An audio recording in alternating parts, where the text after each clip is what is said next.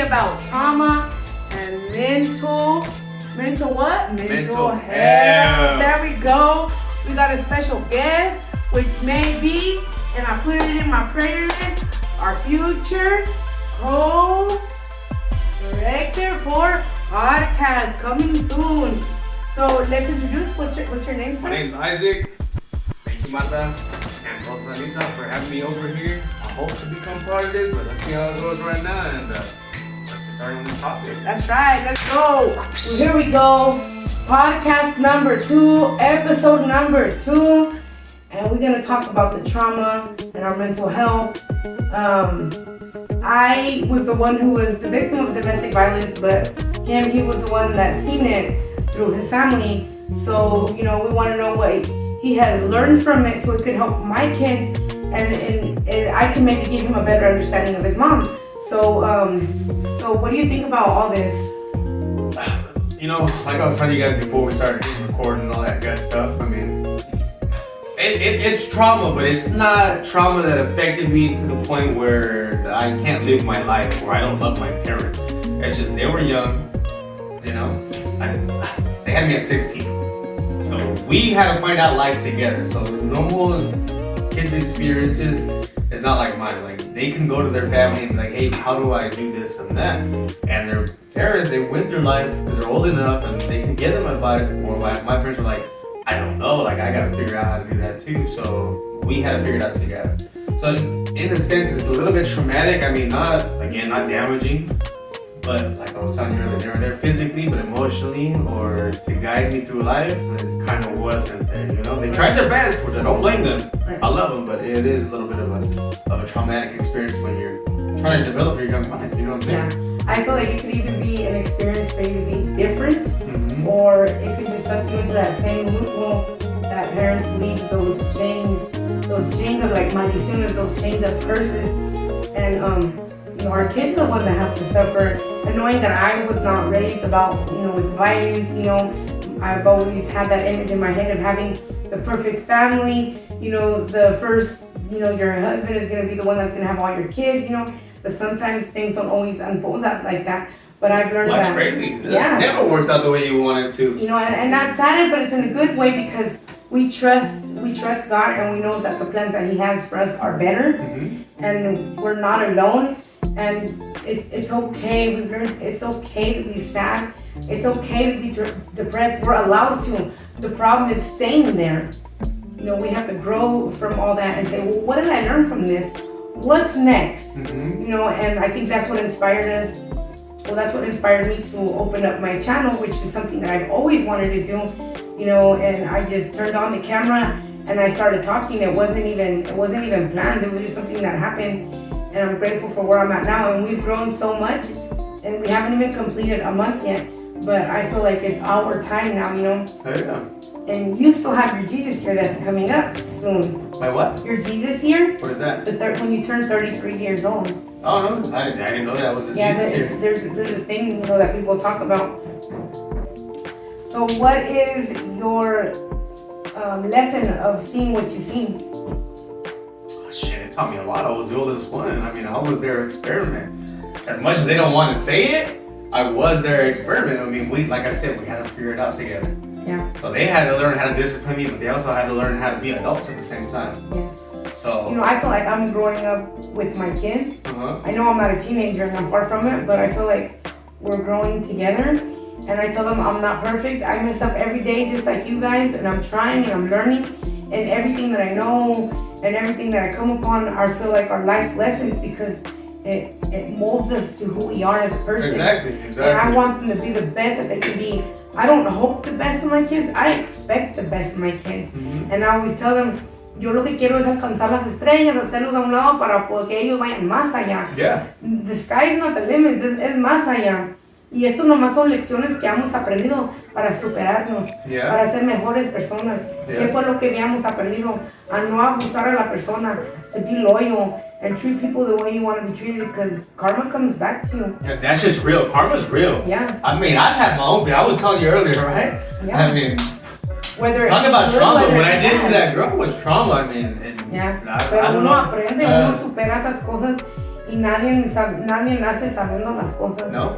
You know, and learning is a life process. But you make that mistake just like I did, what I did, and I learned from that, just like I learned from everything. I mean, just like your daughter was saying, you know, the wise people learn from other people's mistakes, but smart people make their own mistakes and they figure it out and they come to their own solution, their own problem solving. Straight up. Mm-hmm. You know, I teach my kids everything that they know, everything that's going to be tools for them in the future. My mom says I speak too much with my kids, but no, I don't speak enough. You know, I wasn't spoken to, I wasn't taught anything as a child, but no me faltaba nada, y aunque estaba el amor de ahí, yo les agradezco a mis padres because ellos me inculcaron lo que es la palabra de Dios. You know, y uno va creciendo y profetizando de su propia manera porque Dios le da dones a cada uno de nosotros. Ya nomás depende de uno si lo quiere usar, y si no lo usa, Dios se lo va a dar a la siguiente persona. And we're a very spiritual family, and everyone has their own gifts, and that's how we come together. And you know, certain people weren't involved in that and they didn't believe, and then after a while they see things, they know things. We ain't making things up. Y una amiga me dijo una vez, no nomás los vivos ocupan ayuda, pero los muertos también. Pero los muertos ya no son cosa de uno, tal vez ocupan ayuda para descansar, pero uno se confunde de lo que es realidad y no realidad. Yeah. And I feel like that's what my problem was. I couldn't distinguish what was real and what wasn't. But you've also, I mean, I understand what you're saying, but just to give the audience a little bit of context, it's because you, I mean, as young as you are, you had a lot of traumatic experiences throughout your life. I mean, you lost your brother. I mean, you were in the gang life. You did what you did as a young adult, and then you were in a relationship. I hope this is not too much, but then you were in a relationship that was kind of somewhat abusive. Very. Whether it be physical or just mental. Way. Yeah. In every way. Yeah. So, I mean, how has that shaped you in raising your kids? It's taught me how to be a better person, a better mother, a better daughter, and a better spouse to whoever God has me for, because, you know, I can't regret, you know, who I was with, but I've grown from that, and I know my worth. My kids know their worth, and I know that I'm not gonna settle for less, and what God, and I've learned to hear the voice of God. That's good. And not anybody can do that. Most people just ask, but they don't listen. You know, Or quieren sacar su capricho. just to touch on that topic, you're right. Because a lot of people, when they are going through a tough situation, that's when they reach out to God. You see, and I used to be one of those people, so I don't blame anybody. I really don't, because it's normal. You're in this shitty situation, whether it be something that is traumatic to you, or in instances like a couple months ago, I was a little depressed. I mean, not to the point where I wanted to commit suicide, but I knew I was depressed. And I reached out to him. But throughout my life, I realized that it was selfish for me to reach out to him when I needed him and not praise him when something good happened to him or to me. So I learned how to do that. I mean, I'm not really religious at all. I don't go to church at all. I mean, a third of my family is Jehovah's Witnesses, another third is Christian, and another third is Catholic. I've been to every single one of them, and none of them built me. But I do believe in God. I do believe in higher power. Right. Because we know that the Bible doesn't talk about religion, it talks about having a relationship with Him. Exactly. And that's something I teach my kids. People want to judge, people want to point fingers, but when you point a finger, three come back to you. And we're a very spiritual family, and I've learned that, como dice la palabra de Dios, lo poco que Dios te da, y seas agradecido, lo mucho más que te dará. And I've always been thankful for even my trials and tribulations, because that's how I fight my battles, on my knees, and that's when you think that God doesn't hear you when you talk to Him and you don't hear Him, it's when He's with you the most. And my altar is in my room. God, if you think about it, everything that you ask for now is something that you prayed for back then. And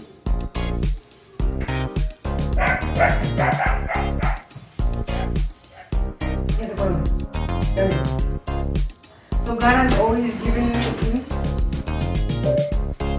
Just we had a little bit of interruptions, so we're gonna continue now. My son just came in all wet, but as we were saying, just to get back on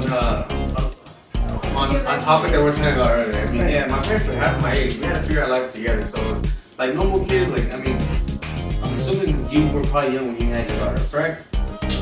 How old are you? I was 23. Okay, perfect. So then you kind of already had figured out the adult life somewhat. Not entirely, but you had some of what it, a grasp on it, right? Well, my parents were 16. So we had to figure it out together. So most people can go to their parents and say, hey, can I, like, is this okay? Like, how do I do this? I couldn't do that with my parents. They were there physically, but emotionally or like guidance wise, I mean, they did everything they could to guide me and teach me what was right from wrong as far as they knew.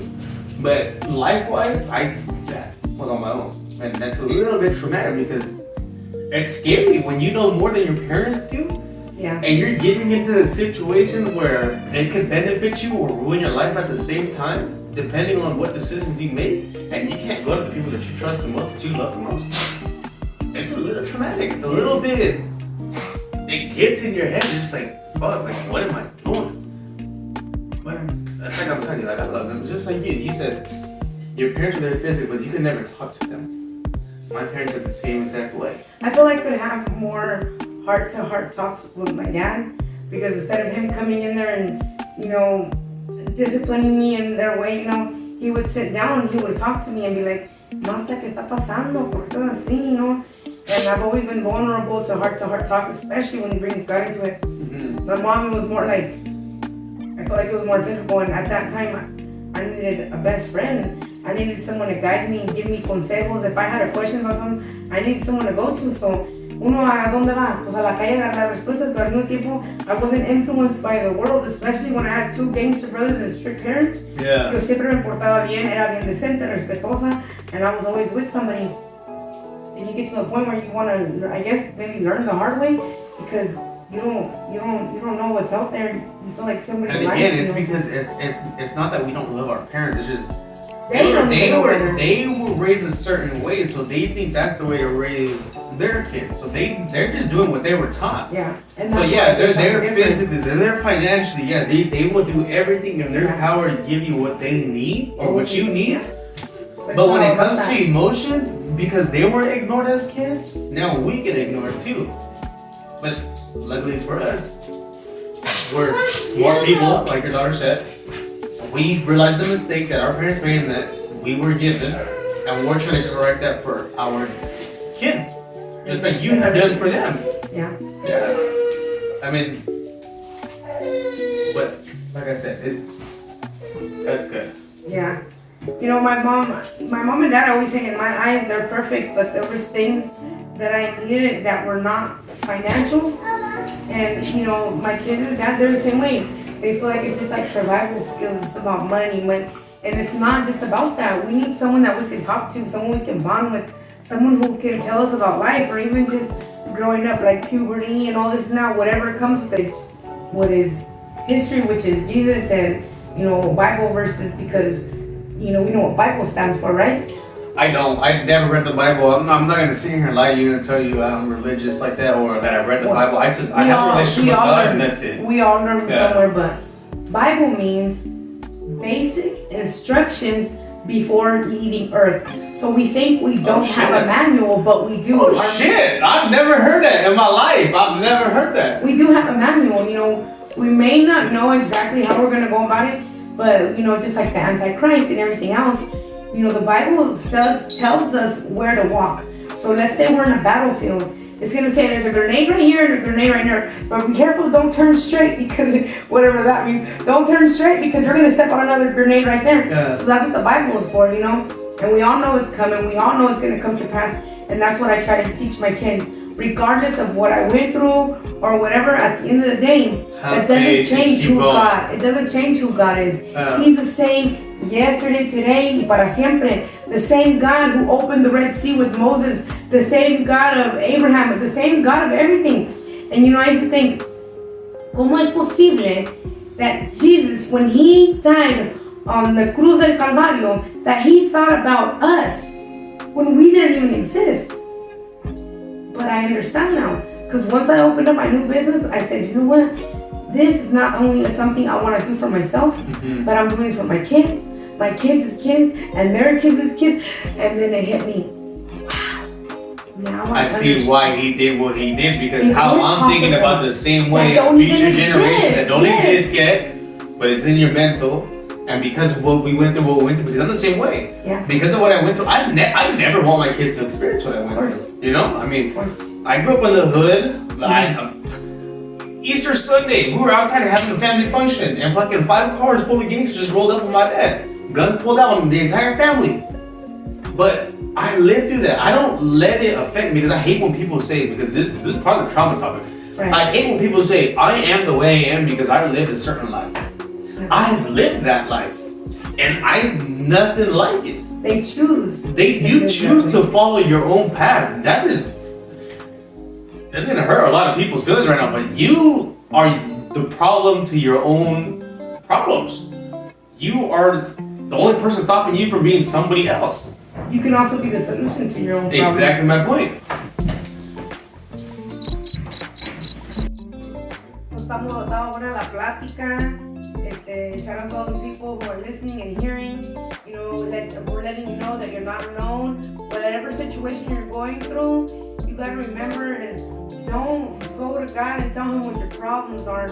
Tell your problems how big your God is. Because there ain't nothing temporary. Todo es de pasada. Everything's just a season. And if God takes people out of your life, let them go. Because there's conversations that he heard or things that he's seen that you haven't. So I hope you guys like this plática.